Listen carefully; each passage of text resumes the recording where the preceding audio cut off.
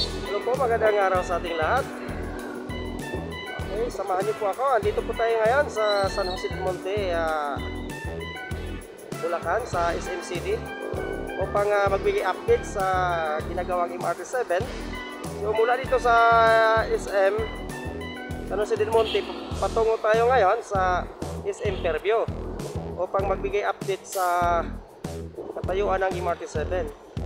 So ito yung pinakahuling station, yung MRT-7 San Jose del Monte City, sa mismong gilid ng SM. Okay?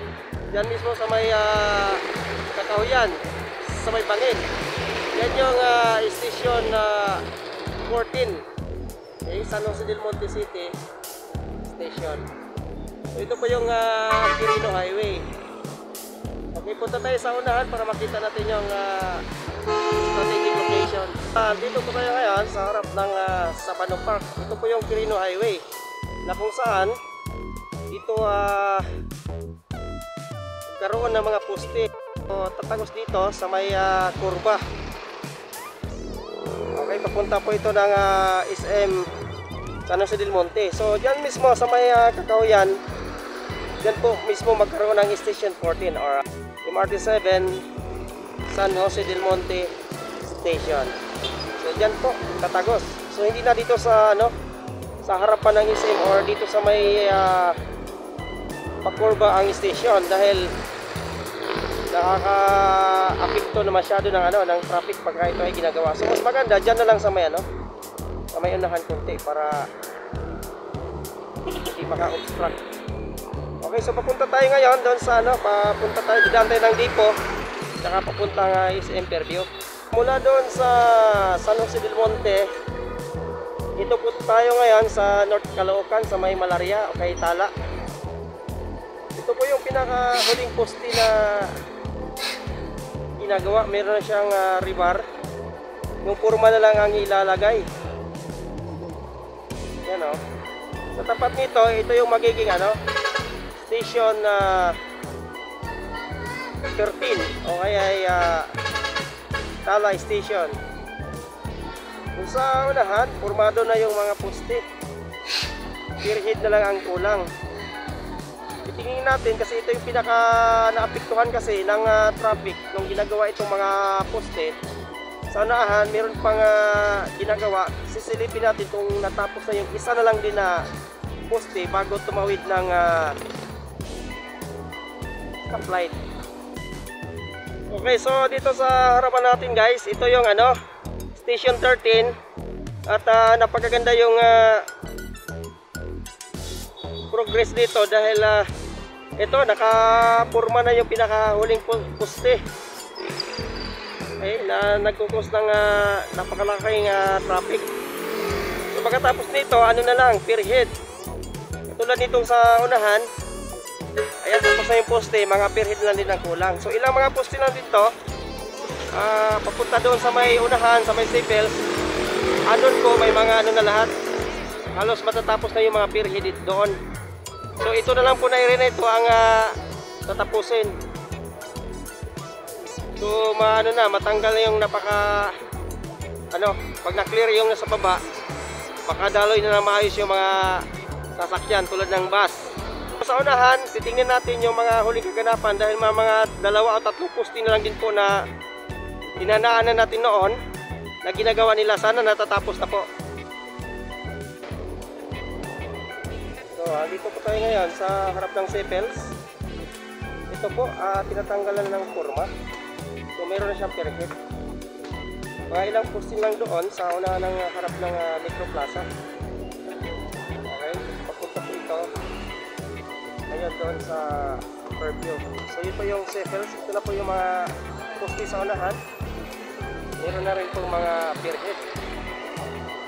So malapit-lapit na ito guys. Makaluwag-luwag na sa traffic itong area na ito. Ito po talagang area na ito ang pinaka-concern ng mga commuters dahil grabe, lalo na pagka-uwian, napaka-traffic po talaga dito. So doon sa unahan, sa harap ng Sigbor, puntahan natin kung ano nang kalagayan dahil mga ilang poste lang yung mga inaayos na doon na wala pang spearhead. So yun na lang po siguro, pagka natapos yun, medyo malaking ginawa na sa area na ito. So dito sa part na ito, sa bandang harap ng SM Seymour, okay na po yung kanyang mga perhit. Ito na lang guys. Ayan, nag-umpisa na silang magkabit ng scaffolding. Ito may mga gumagawa po na mga workers.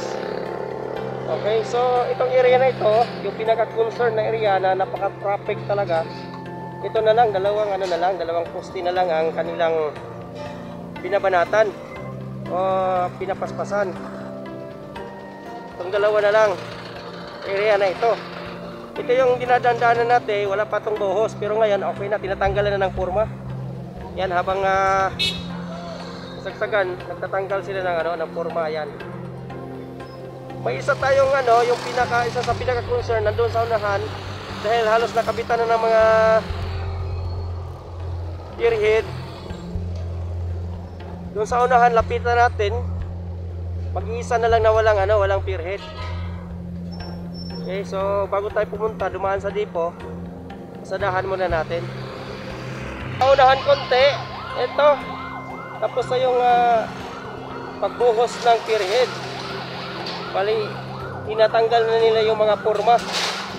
Saka yung scaffolding na yan po yung nag-cause ng matinding traffic. Ito na lang po ang area na ito, ang pinaka-concern sa mga commuters natin. Sobrang traffic po talaga itong area na ito guys. Yan, kahit medyo hapon pa lang, hindi para sa hour, pero usad na po yung napakabagal yung usad ng mga sasakyan. So ito na lang po, pagka natapos itong dalawa o tatlong poste, nag-umpisa na silang magkabit ng spearhead doon para mabuhusan. So pagkatapos noon, magki-clearing na sila dahil ang activity ay nasa taas na. Yung nasa taas na yung pagkakabit ng mga girder. Doon sa unahan, ito po yung mag-iisa na lang na poste na walang spearhead. So pagka natapos to, ang kasunod na poste meron ng spearhead at meron ng nakasampa na girder. So mabilis na lang po ito, kaya sa unahan nag-umpisa na sila mag-clearing, kaya medyo smooth na yung takbo ng mga sasakyan doon dahil maluwag na. Sa may tapat ng Caloocan, North Caloocan Doctors Hospital. Dahil sa ibaba po tayo nakapokus kasi ito yung nagpapahirap sa mga commuters. Okay, sa taas, sa ating mga kasamahan, naka-drone shot po sila, so maganda tinang sa taas. Pero ang concern natin yung sa baba. Yan, ito medyo nakakalusot-lusot na, pero yung kabila, sobrang sikip po talaga. Yan, at maganda, mabuti, nag-umpisa na sila maghakot ng mga materialis na nakahambala sa gitna. Saka dito, inumpisa na rin po ng pag-ayos ng kalsada. Ubuso na ng simento yan para madaanan na ng mga sasakyan. Ito po yung kanilang mga equipment, naka-ready po para sa mga pag-aakyat ng mga materialis doon sa taas. Yan, dito po tayo ngayon sa North Caloocan Doctors Hospital. Okay, sa unahan po, nag-aayos na sila ng para sa flooring. So sa baba naman, may mga mangilan-ilang equipments, pero hindi na gaano naka-obstruct ng mga motorista sa mga sasakyan. Pero kasi naka-experience tayo ng matinding traffic doon sa inaanan natin yung mga ilang poste na wala pang permit. Yan, dito mahaba-haba yung matinding dito traffic. Yung iba nag-counterflow na para makauna. So andun po yung dulo sa unahan, andun din po yung ginagawang spearhead. Okay, so maayos na dito. Yung unahan na lang talaga ang pinaka-imbudo. Dito po sa unahan ng North Caloocan Doctors Hospital. Yan, nakalatag na po yung kanyang mga para sa flooring. Tapos yung iba, kung pabalik tayo, ayan na, okay na, may flooring na. Ayan, balik doon sa North Caloocan Doctors Hospital. Medyo ayos na dito. Hindi na ganong critical dito dahil hindi naman to kasama sa partial operation this year. dito po tayo ngayon sa tapat ng St. Dominic College. Okay, dito po ay medyo maayos na po yung pormado na yung daanan ng railway. Tapos na po dito banda. Ayan, papunta dun sa, pabalik dun sa North Caloocan Doctor Hospital. Pero grabe, apektado pa rin po hanggang dito. Pauwi ng Bulacan, hanggang dito po yung traffic. Napakahaba. Titingnan natin sa unahan kung nasampahan na ng girder yung dalawang segment na natitira dahil nagkaroon pa ng kunting adjustment kasi dahil dapat doon sa area kung natuloy yung unang plano na yung depot doon sa San Jose del Monte, Bulacan, hindi natuloy kaya nagkaroon ng adjustment dito na dumaan sa Quirino Highway dahil ang depot ay nalipat doon sa may mismong Sacred Heart sa may vicinity ng Lamisa Dam. Isilipin natin po. Dito po sa may tapat ng Pangarap, ito po yung dalawang segment na hindi pa nakabitan ng girder dahil mayroong konting adjustment sa taas. Pero sa tingin ko, buhos na lang din dahil mayroon ng forma. Pero wala nang problema dito guys dahil maayos na yung sa ibaba. Ito, may pierhead naman na. So itong dalawang segment na lang ang kakabitan ng girder. So ito dapat yung papunta doon sa diretso, kakanan dapat yan doon sa diretso papuntang unang plano ng depo. Kaso hindi natuloy. Pero okay lang guys kasi itong area na ito ay hindi naman ito apektado sa partial opening.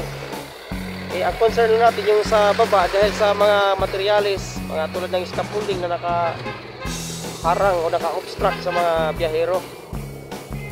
Tulad nito, meron pa siyang kinakaing malaking space sa gitna. Dahil hindi pa natapos yung pag-aakyat ng mga girder sa taas. Pero mga ilan lang itong ganitong kalagayan na mayroong mga barrier. So nakain po yung gitna tulad dito. Kaya minsan nagkaroon po ng dito, matinding traffic. Okay, so malapit na po tayo sa depot. Okay, so andito po tayo ngayon sa tapat ng depot. Kung kayo po ay pabalik ng San Jose del Monte, Bulacan. So napansin natin, meron lang mga ilang segment ang hindi naka-metal girder po ang kanilang ikinabit dito guys. Tapos nandyan din po sa unahan yung akyatan mula sa depot, mula sa maintenance facilities. Andyan din po sa unahan yung akyatan ng mga bagon, mga train. So dito, mga nakakarang linggo, 5 segment pa yung hindi nakabitan ng girder, metal girder po yon. Ngayon, na lang, 3 na lang, 1, 2, 3. Okay? So 3 na lang yung hindi nakabitan ng metal girder. Sa unahan, yun po yung mga facility ng mga bagon. Inaayos na rin po nila, bubong na lang din po ang kulang. So yung mga trusses okay na. Bubong na lang din po ang kulang. So tuloy-tuloy po ang kanilang gawa. Ito yung mga heavy equipments na tuwing gabi yun po yung trabaho nila dahil hindi na gaanong matraffic. Ito po yung inahatro na lang nila. Itong 3 segment na ito. Pag naikabit yung 3 segment na metal girder, mawala na rin po yung mga heavy equipments dito, matatanggal na. Dahil ang concern natin sa baba, yun po habang kasalukuyang ginagawa yung train, yung kanya mga pundasyon, ang laki kasi ng mga area na nakakain sa gitna, kaya nagkukos po talaga ng matinding traffic. Pero mangilan-ngilan na lang po ito guys, sa part na ito, papuntang Interview, ito na lang ang pinaka target nila na matapos, itong 3 segment na ito. So napakalaki na po ang progress dito sa area na ito pagka itong 3 segment dito ay makabitan na ng girder. Tapos sa unahan, sa mga facilities, formado na rin po yung mga building, kaya hindi na rin po magtatagal kayang-kaya para sa partial operability. Kasi kailangan yung facility maayos para sa maintenance system. Punta tayo guys sa unahan. Ito pa rin po sa harap ng depo. Yan, so ito yung tinatrabaho nilang nakaraan, yung pagkaakyat ng mga girder, mga metal girder. Nag-umpisa na po silang magkakabit ng para sa flooring. Yan. Yun po yung parang sanga, nadaanan ng crane. Yun po yung galing doon sa maintenance facility na kung saan malapit na rin po mabubungan. Okay, ayan, klarong-klaro, kitang-kita po. Napakalawak po yan dahil napakahaba po yung mga bagon. Habang mini-maintain para hindi maulanan. So yun po yung tatlong segment na lang po na hindi natatapos. Okay. Ito po, lawak po ito dahil ito po ay pasanga papuntang pababa ng depo para sa maintenance. So ang concentration nito pagkatapos dito sa depo guys, yung mga station na lang na target bubuksan para sa partial operability. Tingnan natin dahil ang SM Fairview ay medyo na po, kurmado na, mga ilang percent na lang ang para sa completion. Dito sa bandang part ng depo, maayos na po yung daanan ng railway. Maayos na po yung railway. Okay na, yung flooring okay na. Okay, punta na dun sa tatlong segment na ginagawa. Okay na po. Ito po yung mga equipments, pero meron pa rin po mga equipments na nakaharang sa gitna. Pero kahit pa paano, smooth na yung mga takbo ng mga sasakyan kasi medyo malawak-lawak yung highway dito. Na-clearing na, nagkaroon na ng clearing operation. Pangilan-ngilan na nakalapag sa sa gitna ng mga materyales. Okay na rin po, may mga building na meron ng bubong, so kompleto na. At napakadami po ang gumagawa dito. Kaya doon sa ilalim ng overpass, tapos na rin po yung doon, railway. Ay, napakadaming workers ang gumagawa dito. Kaya sa tingin ko itong taon na ito, partial operation. Andito tayo mismo sa kasalukuyang ginagawa na Sacred Heart Station. Yan, nakapurma na yung mga poste pero hindi pa naikabit yung mga beams patawid dito sa ilalim. Pero sa tingin ko guys, pag nagkaroon ng partial opening, kahit hanggang Fairview lang muna o doon sa Quirino Station, panalo na. Dahil papuntang SM North, yan po talaga naka-experience ng matinding bagal para sa ating mga commuters. Pero sa study naman, the following year, sa 2026-27, fully operation ito hanggang SM San Jose del Monte. Ito po, kasalukuyan nilang ginagawa. Okay, so pagkatapos yung mga ilang segment doon, pwedeng dito na sila mag-focus sa area na ito para sa Sacred Heart Station. Ito sa gitna ng sa ginagawang Sacred Heart Station, nakapurma na yung kanyang walkways. Okay. At halos naman po tapatan, nakapurma na rin po yung mga metal na poste. Ito sa tapatan, yung babaan na ginagawa. Ngayon yung crane. Sa looban, may mga nasisilip na tayong mga poste, nakapurma na din. So pataas na ang gagawin nila dito. Ganun pa man, kahit hindi nila ito apurahin, importante kahit hanggang Quirino Station, dahil medyo more than 50% na yung tapos doon, pwede nang gamitin. Dahil ito ay depo, sa harap mismo ng depo, so bababa na lang yung mga bagon doon para sa maintenance. Papunta tayo ngayon ng Quirino Station bago mag SM sa may Mindanao Station. Okay, so hindi na ito magtatagal guys. Napakaganda na po ang progress dito sa area na ito. Ayan o. Okay, so sa bandang dulo ng depo, kung tayo papunta ng Fairview, ito na lang po, may mga kunting mga materialis na lang nakapag sa gitna. Dito, kahit hindi pa nalatagan ng asfalto, medyo maluwag na po yung kanyang daanan dahil nagkaroon ng widening doon sa dito na part na ito.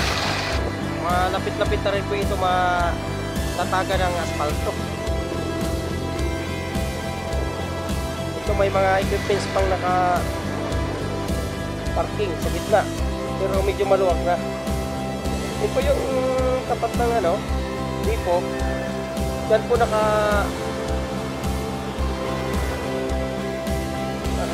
naka-stack yung mga bagon. Maano na dito, maluwag na dito. Nagaanong issue yung traffic dito dahil napakaluwag na yung daanan. Dahil tapos na yung mga poste. May mga konti silang ginagawa sa taas, mga ano na lang, yung filmating na lang na bakod ginagawa nila. So napakaginhawa na dito sa area na ito kahit may mga materialis pa, mabilis na yung takbo ng mga dito, mga sasakyan dahil wala na nakaharang. Hanggang sa na po ito? Hanggang sa Quirino. Bago tayo darating doon sa Quirino Station, dito doon sa unahan, yun po yung boundary ng Quezon City at Caloocan. Itong tinayo natin, dito po tayo sa Caloocan na. Dito po, napakaayos na po yung highway. Pero ang concern ko lang, itong poste ng Meralco. Dahil nasa gitna. Sana mailipat na ito. So dalawa po ito, doon sa unahan konti. At pabalik dito. Doon sa unahan din, meron pang ginagawa silang finishing para sa poste. So napaka-mild na lang. Medyo nakasikip ng konti dahil may mga scaffolding pa. Pero maayos na po. Maayos na ang daloy ng dito, trapiko. Yan, very smooth na. Sana mailipat na itong itong poste ng Meralco dahil baka magkabiglaan pakurba pa naman ito. Ito sa may tapat ng Sacred Heart Seminary. Quezon City na po ito guys. Dito po ay maayos na yung daloy ng trapiko dito. At ito na po yung meron ng steel matting. Parang cyclone wire siya, bakod. Okay na dito. Hindi siya dumaan sa mismong sa mismong highway. Nilihis doon papasok doon sa bakod ng Lamisa Dam dahil napakakurba yung highway dito. Ayan o. Tapos meron na rin ding mga meron ding mga naiwan pang mga materyales, mga napakalaking mga metal. Ito yung girder na gagamitin doon sa 3 segment na naiwan. So kunti na lang din po ang naiwang mga metal girder dito dahil hinahakot na unti-unti papunta doon para doon sa 3 segment. Pagka nahakot ito, napakaganda na po yung daanan dito dahil medyo yung sa unahan, medyo isang lane lang ang pwede dahil naharangan ng mga bakal. Pero mga ilang araw na lang matatanggal na ito dito. So napakaganda na yung daloy dito. Napakalawak na yung daanan dito. Doon na lang talaga sa bandang Tala ang napaka-traffic dahil doon sa mga ilang poste na naiiwan. Sa may tapat mismo ng Sacred Heart Seminary, meron tayong napapansin kakaiba. Okay. So nasa gilid-gilid yung kaniyang mga poste. So napakalawak sa gitna. Napakaganda. Siguro itong area na ito ay may purpose sila dahil mayroong gate doon sa papuntang Lamisa Dam. Ang unahan dito ay po, yun po yung depo ng Maynilad. Okay. Dito pwedeng lumiko pabalik yung mga malalaking sasakyan tulad ng trailer. Okay. So napaka na po dito, wala nang problema dito. Naghintay na lang yan kung kailan dadaanan ng train dito sa taas. Okay, maayos na. Napakagandang tingnan na. So napaka-excited na guys sa mga taga San Jose del Monte. Nadami po ang mga residente dito banda sa San Jose del Monte dahil hindi na sila talo sa oras at saka sa pamasahe. So nadami ang gaganda ang ekonomiya ng San Jose del Monte. And of course, sa bandang din, Central District, lalo na dun sa part ng Itza, mabilis na lang ang biyahe ng mga tao. Kung pupunta ng Mall of Asia banda, pupunta ng Cavite, napakabilis na. Dahil andun na po, kasalukuyang ginagawa yung tatlong station na lang din ang natitira sa LRT Line 1. Pasadahan din natin yon balang araw. Dito sa area na ito, malapit sa Fatima University, mayroong mga ilang activity na ginagawa. Yung mga poste pong yan sa unahan, meron po silang ginagawang finishing touch. Tulad nito sa harap, nilagyan na lang ng metal sheet. Okay, tapos pinipinturahan, binubuhusan ng simento. Pinipinturahan. So ito na lang dito na area ang napaka na lang, itong isang poste na lang pala ang tinatapos nila. So pagka natanggal itong mga concrete barrier dito sa gitna na kumakain ng space, medyo maluwag na po ito. Okay, pero ganun pa man, medyo mabilis-bilis na yung lalo ng trapiko dito dahil halos matatapos na po. Andito tayo mismo ngayon sa intersection ng Lagro, pababa doon. So ito na po yung kanilang ginagawa. Yung hagdanan okay na rin po, formado na. Ito po yung station ng Quirino Station. Ayan po, medyo yan. Malaki-laki pang trabaho nito, pero sa tingin ko kayang-kayang ihabol sa partial operation. Dahil patapos na yung ibang mga area, so dito na sila nakafocus. Okay, dito sa tingin ko nasa mga 50% yung completion. So mabilis na lang po ito. Sana ito makahabol o maisama sa partial operation. Kayang-kaya to guys dahil kung pa December tayo, medyo mahaba-haba pa. Kung ito ay fokusan nila, damihan lang ng mga workers, so kayang-kayang ihabol ito. Silipin natin yung gitna, kung ng kalagayan. Okay, so dito sa ilalim ng Quirino Station, puspuso na po ang kanilang ginagawa. Ayan po yung mga equipment, nakaready na po para mamayang gabi, para sa pag-aakyat ng mga materialis tulad ng beam. Okay, so formado na rin po dito. Yung sa kabilang banda na lang, medyo malaki-laki pang trabaho, pero sa tingin ko kayang-kaya.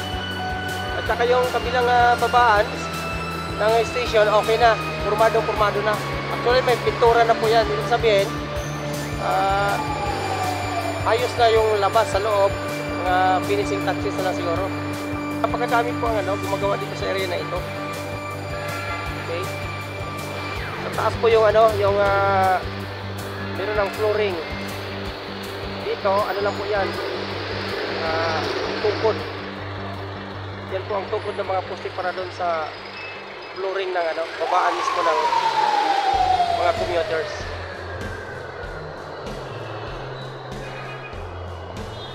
Okay, so ano na rin po, na-maximize na rin dito. Siguro mga sa tingin ko, mga nasa ano na, more than 50% na ng kanyang completion dito. Punta tayo sa kabilang side guys. Ito po yung kabilang dulo. Yan, napakadami pong gumagawa. Ito po yung babaan ng mga commuter sa side na ito. Yan, may mga ano na rin po. Noong nakaraan, wala pa yung mga trusses. Pero ngayon, naka-trusses na po. So, bubong lang ang kulang. Dito sa side niya ito, napakadami pong gumagawa. Pag naikabit yung mga karugtong na mga trusses, bubong na lang din, formado na. Kayang-kaya guys, kayang-kaya ihabol to sa partial opening. Yan. Dahil doon sa unahan, yun na po yung December view.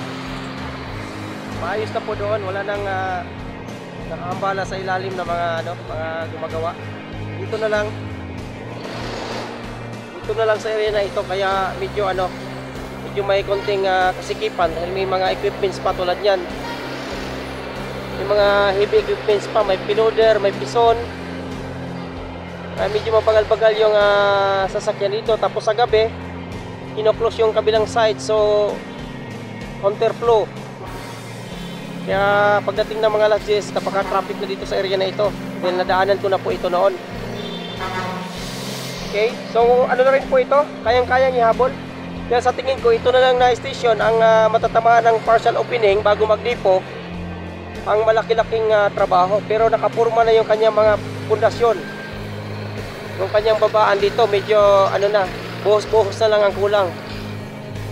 Pinapaspasan na nila ito dahil sa tingin ko kayang-kaya na. Dahil ang pinaka-importante yung yung railway. Tapos na.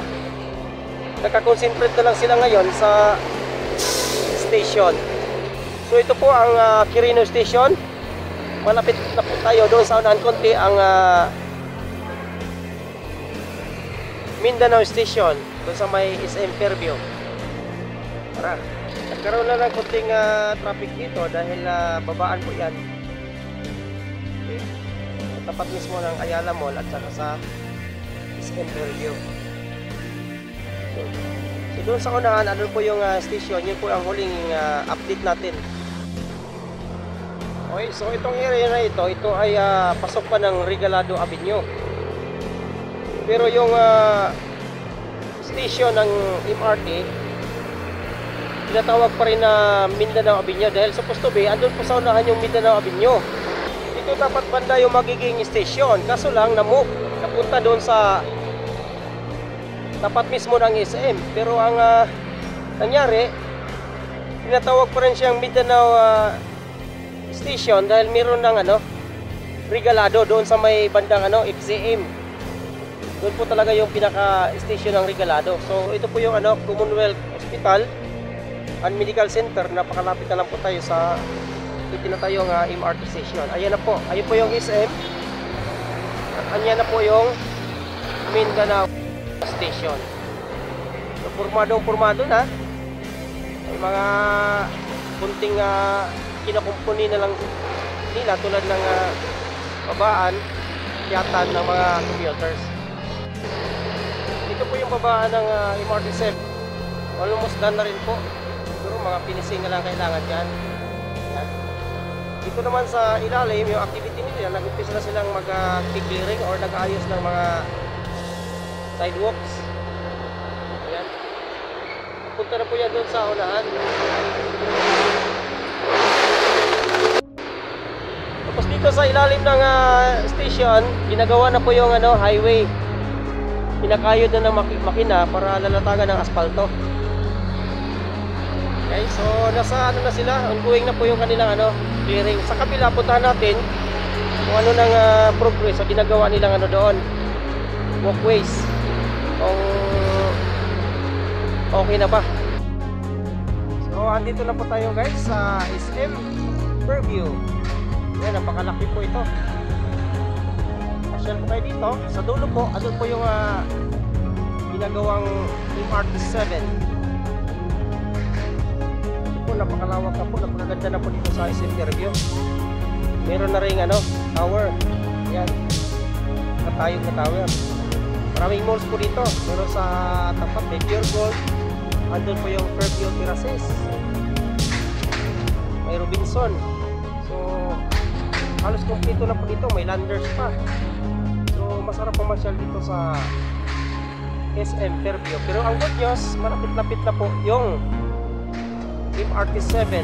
Hopefully this year magiging partial operation na po yun. Dito po sa tapat ng SM guys, dito po yung pinaka transport terminal.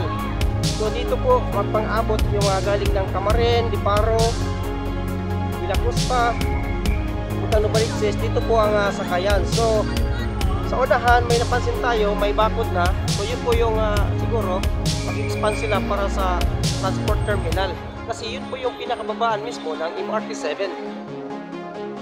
Okay, so napakaganda na ang pwedeng mangyari dito pagka matapos na po yung building na yan.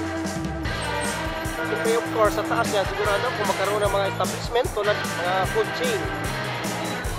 So napakabigo na po dito sa SM Fairview.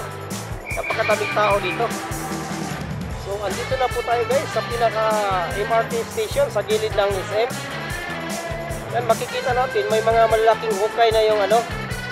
Ito yung space na sinasabi ko na magiging transport terminal. Karugtong doon sa pinakabungad ng transport terminal. Na kung saan yung mga alanganing area na hindi nadadaanan dito sa MRT tulad ng Camaren, ito yung magiging transport terminal nila. So pagka ito ay po pwedeng makasabay doon sa pagbubukas ng MRT7. Yan po yung MRT7, formado na nung unang punta natin dito 2 weeks ago. Wala pang bubungyang rampway or yung mababaan ng mga commuters. Pero ngayon meron na rin po. Saka dingding na lang din ang kulang. Dito nagpipintura na sila sa labasan. Okay, may mga scaffolding na nakikita. Actually pintura na po yan. Dito yung babaan dito ay napakaliit na lang po na bubong lang din ang kulang. Okay, sa dulo ayos na, nakapintura na, tinatanggal na yung mga scaffolding. Tapos dito sa baba, karugtong dito sa kabila, ito po yung may bakod. Ito po yung isasama doon sa ano, magiging transport terminal din dahil napakalawak po po ito. Kaya yung space pagka hindi nga ito tayuan ng building. Kaya pwedeng mangyari. Apat na palapag pa. Pwedeng mall. Pwedeng food chain. Ito po ang dagsa ng mga sakayan mula dun sa sentro ng Novaliches. Okay. Puntang Camaren. Paro. So dito po ang sakayan ng mga alanganing area. So ito po, pagka nag-partial operation ay napalaking bagay na po para sa mga commuters na nandito nang galing. Papasok doon sa Central District ng kahabaan ng Higsa. So kulikta-kulikta na yung mga MRT 1, MRT 3, MRT 7 at saka yung subway doon sa Common Station. Papasadahan din po natin yun. So napakalaking ginhawa na. Pagdating nitong 2027, halos fully operated na itong MRT7 na ito dahil itong taon na to ay pwede na mag-partial operation. So guys, tayo po ay magpapaalam muna. Baka naman pwede po para sa ekonomiya natin, i-like and share na po. At para sa mga baguhan, paki-subscribe na lang din po. Maraming salamat sa pagsama sa akin dito sa update natin. Mula SM San Jose del Monte hanggang sa SM Fairview.